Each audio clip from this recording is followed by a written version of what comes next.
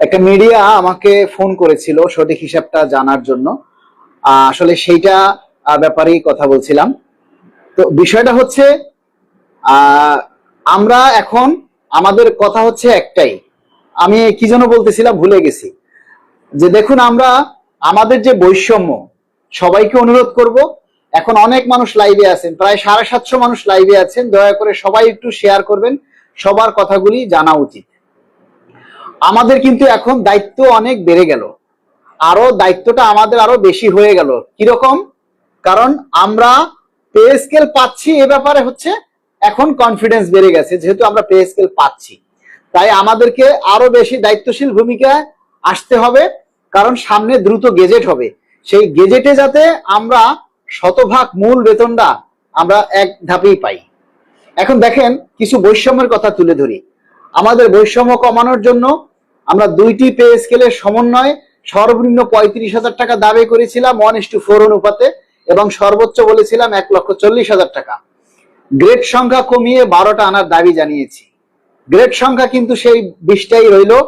1:4 অনুপাতকে বাদ দিয়ে 1:8 অনুপাতে আমাদের সেই 35,000 টাকে কমিয়ে 20,000 টাকায় নিয়ে আসলো। আর আমাদের প্রস্তাবিত 1,40,000 টাকে বাড়িয়ে সেটাকে 1,60,000 টাকা করা হলো। তাহলে কি বৈষম্য কমানো হলো নাকি বাড়ালো হলো? এখন আমার স্কেলটা, সর্বনিম্ন স্কেল আপনি যতই করেন, সেই অনুযায়ী আপনি যদি অনুপাত বাড়িয়ে আপনি যদি সেই উপরেরটা অত বেশি বৃদ্ধি করেন, তাহলে বৈষম্য তো কমবে না। বৈষম্য কমবে যখন এই একটা গ্রেড থেকে আরেকটা গ্রেডের পার্থক্যের মধ্যে একটা সমতা থাকবে। আপনি নিচের গ্রেডের পার্থক্যগুলো কিন্তু দেখবেন সেই 300, 500, 400 এটাই রয়ে গেছে, কিন্তু উপরের দিকের যে 500 পার্থক্য, 4,000, 5,000, 8,000, 10,000, 15,000 এইটাই রয়ে গেছে। অর্থাৎ বৈষম্য কিন্তু কমেনি। আর যেহেতু 11 বছর পর পে স্কেল হচ্ছে, আপনারা জানেন যে 2015 সালের পে স্কেল এক ধাপে বাস্তবায়ন হয়েছিল এবং 1 জুলাই থেকে কার্যকর ছিল এবং 15ই ডিসেম্বর প্রজ্ঞাপন হয়েছে। আবার 15ই ডিসেম্বর থেকে জুলাই 1 পর্যন্ত 6 মাসের বকেয়াটা কিন্তু ধাপে ধাপে দিয়েছিল। 2009 সালে 2 ধাপে পে স্কেল বাস্তবায়ন করেছিল। প্রথম ধাপে মূল বেতন, দ্বিতীয় ধাপে অন্যান্য ভাতা। 2005-এর যে পে স্কেল বিএনপি সরকার দিয়েছিল, তখন 3 ধাপে পে স্কেল দিয়েছিল। 2005-এ 3 ধাপে পে স্কেল দিয়েছিল। প্রথম ধাপ জানুয়ারি থেকে 75%, দ্বিতীয় ধাপ জুলাই থেকে, পরবর্তী 5 জুলাই থেকে আপনার বাকি 25%, এবং তার পরবর্তী 2006 সালের জুলাই থেকে অন্যান্য যে ভাতা সেগুলি কার্যকর করেছিল। মানে 1.5 বছরের ভিতরে 3টা ধাপ কমপ্লিট করেছিল। কিন্তু 2005 এবং 2015 এই 3টা পে স্কেল গড়ে আপনার 5 বছর পর পর হয়েছে। তখন কোনো এই দ্রব্যমূল্য এত বেশি ছিল না, তখন এত আন্দোলন ছিল না, কিন্তু পে স্কেল হয়েছিল নিয়মতান্ত্রিক ভাবে। কিন্তু 11 বছর পর আজকে 2026 সালের যে পে স্কেলটা হতে যাচ্ছে, সেটা কিন্তু 11 বছর পর হচ্ছে। সুতরাং এই 11 বছর পরের পে স্কেল আপনি ওই 2009, 2005 বা 2015 সাথে কম্পেয়ার করলে হবে না। এই 11 বছরের মধ্যে যদি আমরা 2টা পে স্কেল পেতাম, তাহলে আমাদের এত আপত্তি থাকতো না, এত কমপ্লেইন থাকতো না।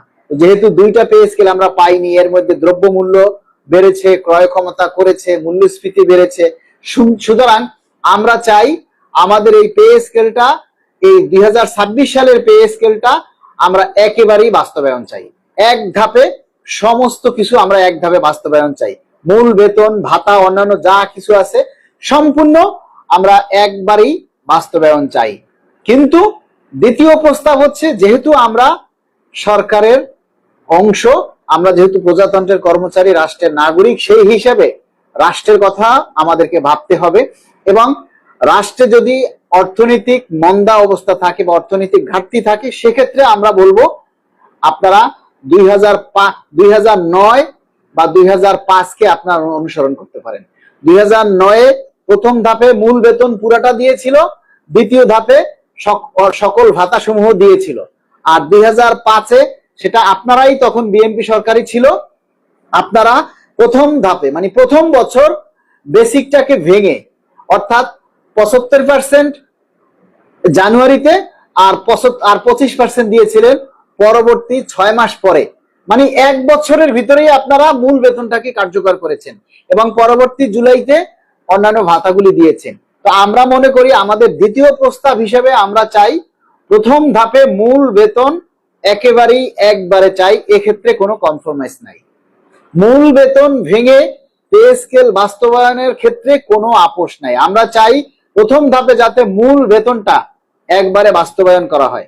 ভাতাগুলি আপনারা যেভাবে খুশি সেভাবে দেন, সেখানে আমাদের কোনো আপত্তি নেই। আমরা সরকারের কাছে দাবি একটাই, আমরা প্রথম ধাপে 100% মূল বেতন একবারে বাস্তবায়ন চাই। আপনারা সবাই এই একটা দাবির উপরে জনমত তৈরি করুন যে আমরা প্রথম ধাপে 100% মূল বেতন আমরা বাস্তবায়ন চাই। একটাই দাবি, একটাই কথা আপনাদের কাছ থেকে আমরা আশা করি। সবাই এই এক দাবিতে আপনারা নিজেরা পোস্ট প্রচার করবেন, নিজেরা পোস্ট দিবেন, আমাদের পোস্টগুলোতে আপনারা জনমত তৈরি করবেন, অন্য কোনো কথা নেই। এক ধাপে একবারেই আমরা 100% মূল বেতন বাস্তবায়ন চাই। আর এই একবারে এক ধাপে মূল বেতন বাস্তবায়নের দাবিতেই আগামী শুক্রবার আমরা একটা সংবাদ সম্মেলনের আয়োজন করছি জাতীয় প্রেস ক্লাবে। সেখানে আপনারা যারা পারেন ঢাকার মধ্যে বা ঢাকার বাইরে যে যেখান থেকেই পারেন আপনারা চাইলে উপস্থিত হতে পারেন এবং আপনারা আমাদেরকে সার্বিকভাবে একটু আর্থিকভাবেও সহায়তা করতে পারেন। কেননা একটা সংবাদ সম্মেলন করতে গেলেও আসলে অনেক টাকার ব্যাপার। টাকা ছাড়া, মূল কথা টাকা ছাড়া কোনো কাজ নেই। টাকা ছাড়া আপনার কোনো আন্দোলন, কোনো সংগ্রাম, কোনো সংবাদ সম্মেলন কোনো কিছুই করা যায় না। একটা সংবাদ সম্মেলন করতে গেলেও আমাদের 25 থেকে 30 হাজার টাকার দরকার আছে। সুতরাং আপনারা চাইলে আমাদেরকে সার্বিকভাবে সহযোগিতা করতে পারেন, কারোর উপরে কোনো জোরাজোরি নাই। এটা আপনাদের সম্পূর্ণ অভিমত, আপনাদের উপরে আমরা ছেড়ে দিলাম।